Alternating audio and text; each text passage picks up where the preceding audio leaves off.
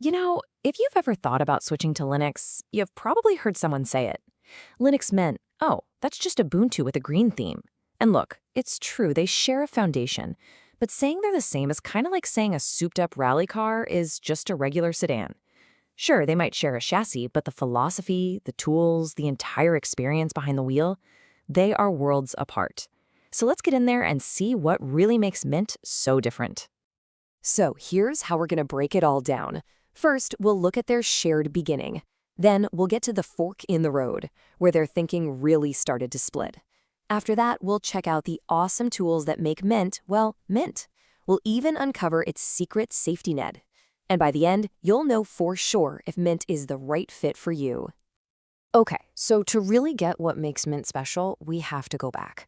Way, way back. Like a lot of things in the open source world, it didn't just pop up out of nowhere. It's standing on the shoulders of some serious giants. So what even is a Linux distribution? Well, think of it this way. The Linux kernel, that's the engine. It's super powerful, but you can't really drive just an engine down the road, right?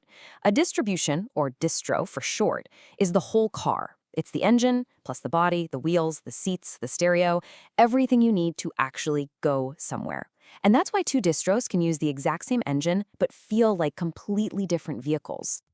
And this family tree shows it perfectly. It all starts with Debian. Think of Debian as the granddaddy of them all. It's one of the oldest, most stable projects out there. Then came Ubuntu, which took that super solid Debian base and made it way more friendly for everyday people. And then Linux Mint showed up, taking what Ubuntu did and refining it, tweaking it, and polishing it with a very, very specific philosophy in mind. And that philosophy is where things get really interesting. Right, so this is where the story takes a turn. For a while, Ubuntu and Mint were cruising down the same highway.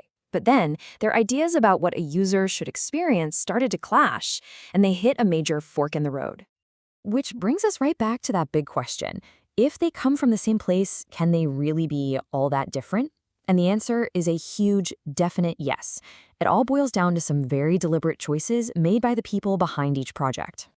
This quote from a user on Reddit, man, it just perfectly captures the feeling that pushed a lot of people to look for something else. See, as Ubuntu, which is backed by a corporation called Canonical, started pushing things like their Snap packages and collecting more data from users, some people felt like, wait a minute, this is starting to feel a little too much like the corporate OS they just left.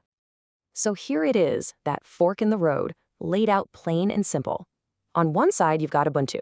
It pushes its own app format called Snaps, which many people find slower, it's corporate-backed, and it's not afraid to experiment with the user interface, sometimes in pretty radical ways. And then there's Mint.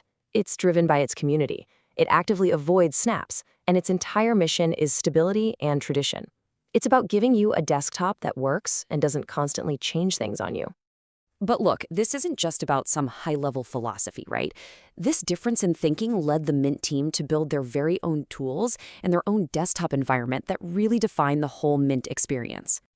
Let's start with the crown jewel, the Cinnamon desktop. This thing is purpose-built to feel comfortable and familiar, especially if you're coming from Windows. You've got your taskbar at the bottom, a start menu, a system tray. It all just feels right, you know? But it's not old-fashioned. It's clean, it's modern, and you can customize it to your heart's content without needing a degree in computer science. It's just a perfect balance. And it goes way beyond the desktop. Mint has this whole suite of killer tools. Timeshift? It's literally a time machine for your computer. If an update breaks something, you just click a button and roll your system back to when it was working. The Driver Manager takes all the pain out of installing things like NVIDIA graphics drivers. And the Update Manager, this is genius. It gives you the control, showing you which updates are super safe so you can decide what to install and when. And this quote just says it all. It just works. That is the promise of Linux Mint. It's not trying to be the flashiest thing out there, it's trying to be a reliable tool that gets out of your way so you can get your actual work done.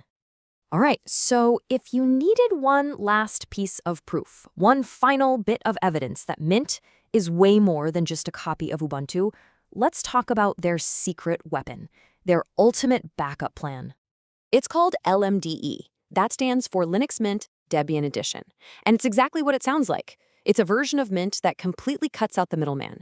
Instead of being based on Ubuntu, it goes straight to the source, building directly on that rock-solid Debian foundation. So, why do this? This quote from Linux Techs on YouTube nails it.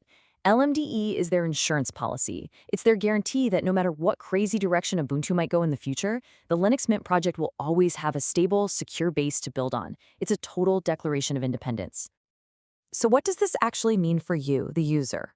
Well, the main version of Mint, the one based on Ubuntu, is going to get you newer software a bit quicker, and it has that amazing driver manager that makes hardware support a breeze. LMDE, on the other hand, is all about ultimate rock-solid stability. It's more conservative with updates, and you might have to do a little more tinkering, but for a set-it-and-forget-it system, it's tough to beat. Okay, so we've gone through the history, the philosophy, the tech, all of it.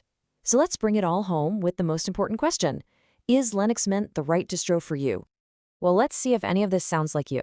Are you coming over from Windows and just want something that feels familiar? Do you value stability over having the absolute latest bleeding-edge features?